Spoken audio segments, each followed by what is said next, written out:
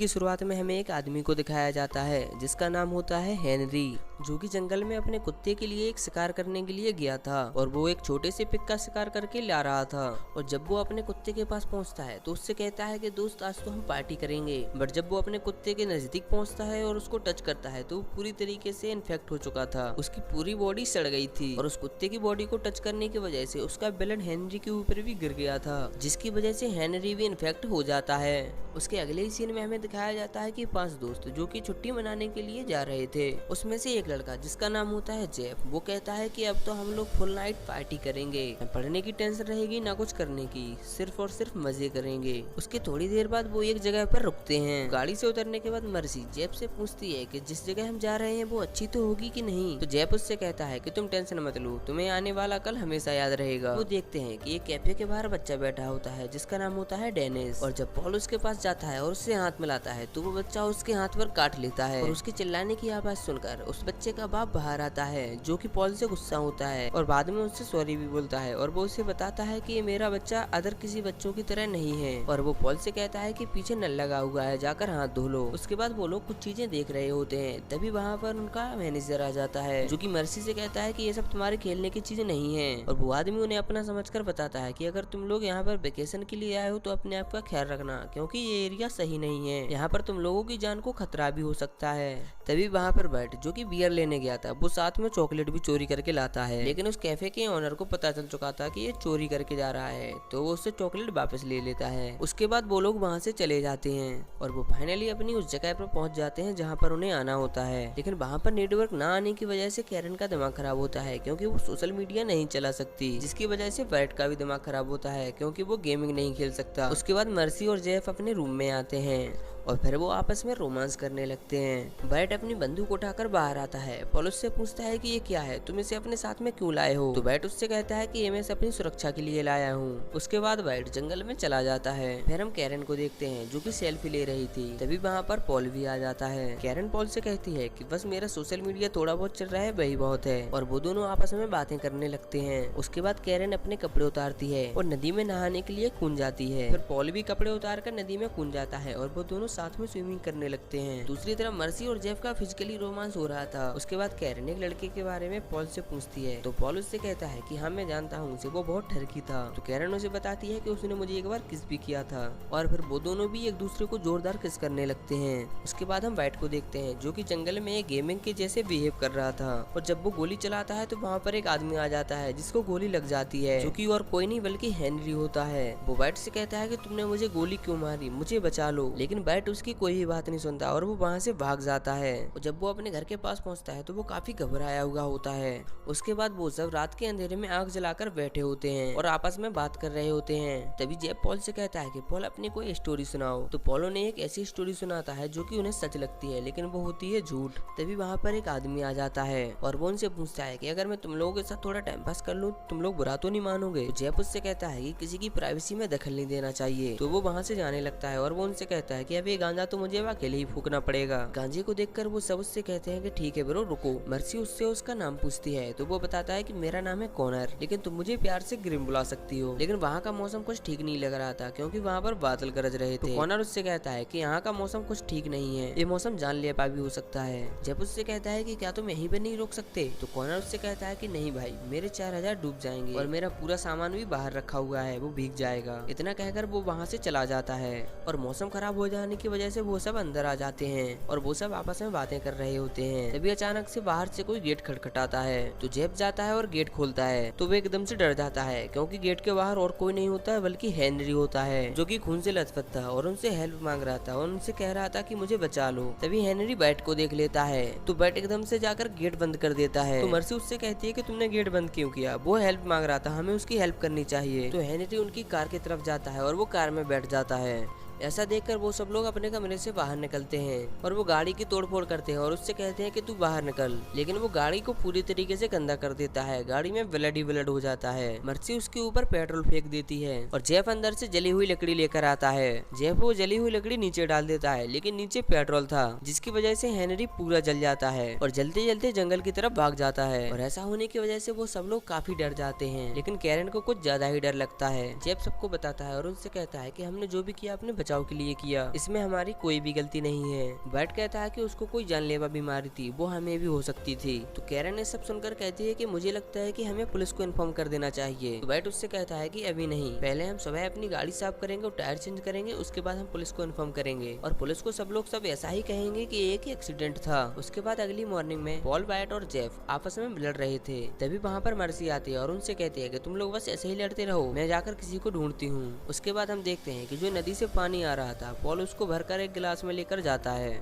और वो कैरन से पूछता है कि पानी पियोगी, लेकिन कैरन का बहुत दिमाग खराब था, उससे बहुत डर लग रहा था। वो पॉल से कहती है कि मेरा इसी वक्त घर जाना बहुत जरूरी है, मैं यहाँ एक पल भी नहीं रुक सकती। तो पॉल उसको समझाता है और उससे कहता है कि ये सब जो हुआ वो हम लोगों ने जानबूझकर नहीं किया और कहता है कि तुम टेंशन मत लो, मैं तुम्हारे साथ हूँ, लो पानी पी लो। तो कैरन वो पानी पी लेती है। उसके बाद जेफ और बैट मदद के लिए किसी आदमी को ढूंढ रहे थे क्योंकि उनकी गाड़ी खराब हो चुकी थी, उन्हें एक मैकेनिक की जरूरत थी। वो ढूंढते ढूंढते एक जगह चले जाते हैं जहाँ पर उन्हें एक वेयर हाउस से आवाज आती है और जब वो दोनों उस वेयर हाउस के अंदर जाते हैं तो वो देखते हैं कि एक बूढ़ी औरत एक सुअर को काट रही थी, जिसको देखकर वो दोनों काफी घबरा जाते हैं। वो औरत इन दोनों को देखकर उनसे कहती है कि ये जंगली सुअर है, ये बीमार हो चुका है और ये इस जंगल का तीसरा सुअर है जो कि बीमार है, इसीलिए मैंने इसको काट दिया, इसका गोश्त तो तुम खाओगे नहीं। और वो बूढ़ी औरत उन्हें बताती है कि यहाँ पर एक बीमार पशु घूम रहा है जिसने सबको इन्फेक्ट कर दिया और वो उन दोनों को अलर्ट करती है कि यहाँ पर सब लोग बीमार है, यहाँ पर कोई भी सही नहीं बचा, तुम लोग जहाँ से आए हो वहाँ पर वापस चले जाओ। जेफ उसकी बातों को इग्नोर करते हुए उससे कहता है कि हम सिर्फ यहाँ पर एक मैकेनिक ढूंढ रहे थे क्योंकि मेरी गाड़ी खराब हो गई है। तो वो उनसे कहती है कि चलो मेरे घर चलो, मैं वहाँ से किसी को मैकेनिक ढूंढने के लिए भेजती हूँ। और जैसे ही वो दोनों उसके घर पर पहुँचते हैं तो बैट उस बूढ़ी औरत को बताता है कि कोई जंगल से एक पागल लड़का आया और उसने मेरी गाड़ी की धज्जियां उड़ा दी। और जेफ बताता है कि वो एक सनकी आदमी था, हमने उसे बैट मारा जब वो वहाँ से भागा। तभी वो बूढ़ी औरत उन दोनों को एक फोटो बताती है और उनसे कहती है कि कहीं हेनरी तो नहीं था। और जब वो दोनों उसकी फोटो देखते हैं तो वो लोग अचानक से घबरा जाते हैं क्योंकि ये वही आदमी था जिन्हें उन्होंने मारा था। तो वो दोनों उस बूढ़ी औरत से कहते हैं कि नहीं नहीं, ये लड़का नहीं था, कोई और था। उसके बाद वो दोनों उस बूढ़ी औरत की बातों को इग्नोर करते हुए वहाँ से चले जाते हैं क्योंकि हेनरी उस बूढ़ी औरत का कजन था। नेक्स्ट मॉर्निंग हम देखते हैं कि उसके घर के बाहर एक पुलिस ऑफिसर खड़ी हुई थी जिसका नाम होता है विंस्टन। और जैसे ही पॉल उसके पीछे आता है तो वो उसको बंदूक दिखाती है तो वो एकदम से घबरा जाता है। पॉल उससे पूछता है कि आप यहाँ किस लिए आए हो, तो वो उससे कहती है कि मैं तो घूमती रहती हूँ। और पॉल उसे रात के बारे में पूरी घटना बताता है तो वो उससे कहती है कि ठीक है, मैं रिपोर्ट लिख लेती हूँ, अब वो यहाँ पर वापस नहीं आएगा। और पॉल उससे कहता है कि मुझे एक गाड़ी की जरूरत है, मुझे आप गाड़ी भेज देना जिससे हम लोग यहाँ से बाहर निकल सकें। तो वो उससे कह देती है कि ठीक है, मैं तुम्हें गाड़ी भेज दूंगी। वो विंस्टन को बताता है कि अंदर मेरी फ्रेंड है जो कि काफी घबराई हुई है। तो विंस्टन उससे कहती है कि फ्रेंड है या गर्लफ्रेंड। और तभी वहाँ पर कैरन आ जाती है और वो पॉल से पूछती है कि सब कुछ ठीक तो है। तो विंस्टन उससे कहती है कि और मैडम कैसी हो, यहाँ पर तो सब ठीक है, तुम तो बस अंदर जाओ और आराम करो। जब कैरन अपने रूम में अंदर चली जाती है तो विंस्टन पॉल से कहती है कि तुम्हारी गर्लफ्रेंड तो काफी हॉट है, तुम तो इसके साथ काफी मजे करते होगे। और इतना कहकर वो वहाँ से चली जाती है। उसके अगले सीन में हम कैरन को देखते हैं जो कि काफी घबराई हुई थी और पॉल और बैट गाड़ी की सफाई कर रहे थे और वो दोनों आपस में बात कर रहे थे कि विंस्टन ने अभी तक कोई गाड़ी नहीं भेजी। पॉल बैट से कहता है कि शायद कैरन को सदमा लगा है, हमें यहाँ से जल्द बाहर निकालना चाहिए। तभी उन दोनों के पास में एक पागल कुत्ता आ जाता है जो कि उन दोनों की साइड घूर रहा था। पॉल उसको मारने के लिए एक पत्थर उठाता है लेकिन पीछे से मर्सी आ जाती है और उसके आसपास गोली चला देती है जिसकी वजह से वो कुत्ता वहाँ से भाग जाता है। तभी वो दोनों ग्रिम के बारे में पूछते हैं क्योंकि वो कुत्ता ग्रिम का ही कुत्ता था। तभी जेफ उससे कहता है कि ग्रिम यहाँ से भाग चुका होगा और उन सब की बातें सुनकर कैरन का दिमाग खराब हो जाता है जिसकी वजह से वो वहाँ से भाग जाती है और उसकी हालत देखकर पॉल उसके पीछे चला जाता है। और जब वो उसके पास में पहुंच जाता है तो वो जाग जाती है क्योंकि वो सो रही थी। पॉल उससे कहता है कि सॉरी, मैंने तुम्हें जगा दिया। तो कैरन उसको अपने साथ में सोने के लिए कहती है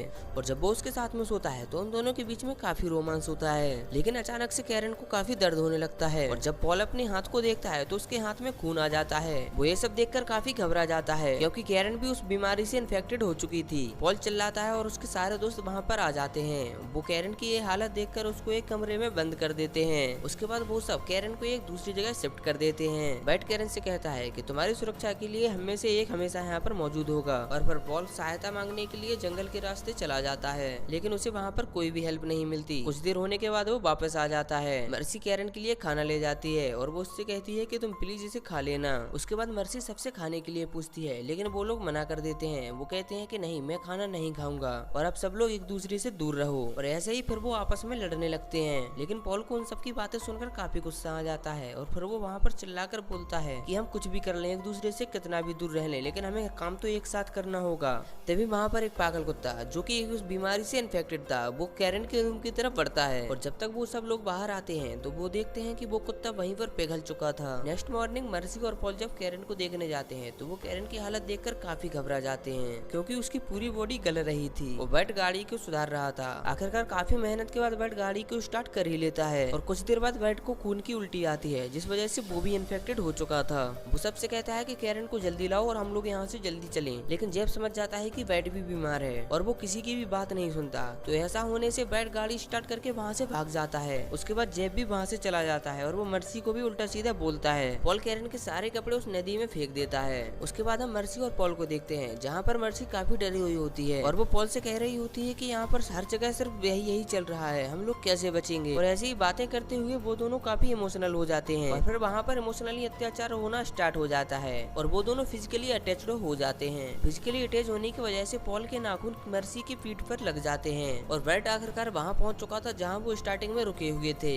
बैट को वो लड़का फिर से दिखता है जिसका नाम डेनिस था, जिसने पॉल के हाथ में काट लिया था और वो बैट को भी काट लेता है। और जब वो उसको काट लेता है तो डेनिस के पापा वहाँ पर आ जाते हैं, जो कि उससे बहुत गुस्सा होते हैं। और जब उन्हें पता चलता है कि बैट भी बीमार है तो वो और उसके साथ ही बैट को मारने के लिए उसके पीछे लग जाते हैं। उसके बाद पॉल कैरन के लिए पानी लाता है, लेकिन कैरन की हालत बहुत ज्यादा बिगड़ चुकी थी। मर्सी पॉल से कहती है कि देखो तुमने कितना गंदा बिहेव किया मेरे साथ। और दूसरी साइड बैट के पीछे वो लोग लगे हुए थे, क्योंकि उन्हें उसको मारना था। बैट की गाड़ी एक जगह अचानक से बंद हो जाती है तो वो जंगल की तरफ चला जाता है। और मर्सी जब अपने बाथटब में नहा रही होती है वो काफी घबराई हुई होती है, क्योंकि उसकी बॉडी में से ब्लड निकल रहा था। दूसरी तरफ पॉल जेब को ढूंढ रहा था और वो ढूंढते ढूंढते उस नदी के किनारे चला जाता है। तो वहाँ पर उसे एक बीमार आदमी नदी में पकड़ लेता है और उसको मारने लगता है, लेकिन पॉल उसको जान से मार देता है। और मर्सी जब अपने पैरों के बालों को रेजर से हटाती है तो उसकी स्किन ऑटोमेटिक निकलने लगती है। ये देखकर वो बहुत ज्यादा घबरा जाती है। और जब पॉल उस आदमी से बच जाता है तो वो उसको पता चलता है कि ये सब बीमारी ओनली पानी से फैल रही है। तो वो जोर जोर से चिल्लाता है और बोलता है कि ये पानी मत पीना, ये पानी से ही फैल रही है। उसके बाद हम बैट को देखते हैं, जो कि उन आदमियों से अपनी जान बचाते फिर रहा था।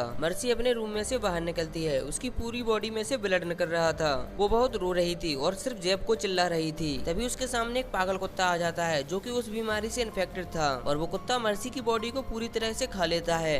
उसके बाद हम पॉल को देखते हैं, जो कि काफी घबराया हुआ था और भागता फिर रहा था। तभी वहाँ पर कैरन के रूम से चिल्लाने की आवाज आती है, क्योंकि वो कुत्ता कैरन के रूम में चला गया था। तो पॉल बंदूक लेकर वो कैरन के रूम में जाता है और कुत्ते को गोली से मार देता है। लेकिन वहाँ पर कैरन की हालत इतनी बेकार हो चुकी थी कि उसको देखने में भी बहुत बेकार फील हो रहा था। पॉल से ये देखा नहीं जा रहा था। पॉल कैरन को खुद मार देता है और उसके रूम में आग लगा देता है। पॉल ये सब देखकर काफी ज्यादा सैड हो चुका था, क्योंकि वो उसको 8 स्टैंडर्ड से प्यार करता था। और तभी वहाँ पर बैट आ जाता है, जो कि उन आदमियों से बचते फिर रहा था। लेकिन वो आदमी वहाँ पर आकर उसको गोली से मार देते हैं और वो आदमी पॉल को भी मारना चाहते थे, लेकिन पॉल उनसे पहले उनको ही मार देता है। और फिर पॉल जंगल के रास्ते भागते जा रहा था और इतने में वो पहुंच जाता है विंस्टन के पास। वो विंस्टन से कहता है कि तुमने मुझे धोखा दिया, तुमने गाड़ी नहीं भेजी थी, इस वजह से हम लोग इस प्रॉब्लम में फंस गए। लेकिन तभी विंस्टन के पास उसके सर का कॉल आता है और वो उसे बताते हैं कि केबिन में कुछ बच्चे हैं जिन्हें कुछ जानलेवा बीमारी है। वो अगर कहीं भी तुम्हें दिखाई दे तो उन्हें सीधा गोली से उड़ा दो। लेकिन पॉल उससे कहता है कि प्लीज मेरी मदद करो या फिर मुझे जान से मार दो। लेकिन विंस्टन उसे नहीं मारती और उसे एक रास्ता बताती है और उससे कहती है कि इस रास्ते से तुम जाओगे तो तुम्हें आगे चलकर हाईवे जरूर मिल जाएगा। पॉल उस रास्ते से चला जाता है, लेकिन वो काफी दूर तक जाने के बाद उसे हाईवे नहीं मिलता, क्योंकि विंस्टन ने उससे झूठ कहा था, वहाँ पर कोई रास्ता नहीं था।